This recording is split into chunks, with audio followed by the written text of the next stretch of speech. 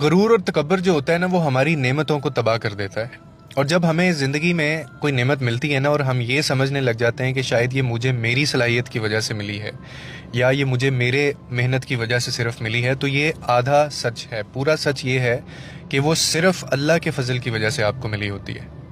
और अल्लाह की तरफ से जो नेमतें मिलती हैं ना, उन पे शुक्र करना और इन्हें अल्लाह की देन समझना, ये आपकी नेमतों में मज़ीद इजाफा कर देता है।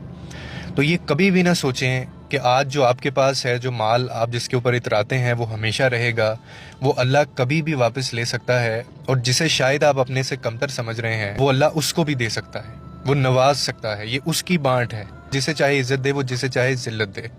और बाज़ औक़ात इंसान ना खुद को इसीलिए सेल्फ मेड समझने लग जाता है, मगर वो भूल जाता है कि सांस लेना भी उसके अपने इख्तियार में नहीं है।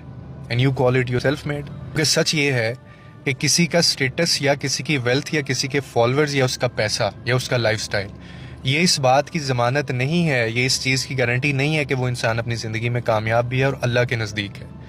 क्योंकि ये तो वो काफिरों को भी देता है।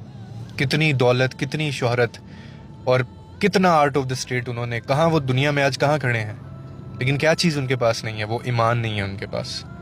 वो क्रेडिट अल्लाह को नहीं देते इन सब चीज़ों का, वो अपना उनका एक आइडियोलॉजी है। हम कहाँ पे वेयर वी क्रिएट डिफरेंस, कि हम लोग ये कहते हैं कि मेरी भी कोशिश है, मेरी भी मेहनत है, लेकिन फजल ऊपर वाले का है, वो ये मुझसे ले भी सकता है। मुझे इस पे गरूर नहीं करना, मुझे इस पे तकब्बुर नहीं करना, मुझे इस पे इतराना नहीं है, क्योंकि सब अल्लाह का दिया हुआ है और वो ले भी सकता है, और वो किसी और को भी दे सकता है। और वो किसी और को अगर दे रहा है तो वो आपके हिस्से में से नहीं देगा, वो अपनी बांट में से देगा।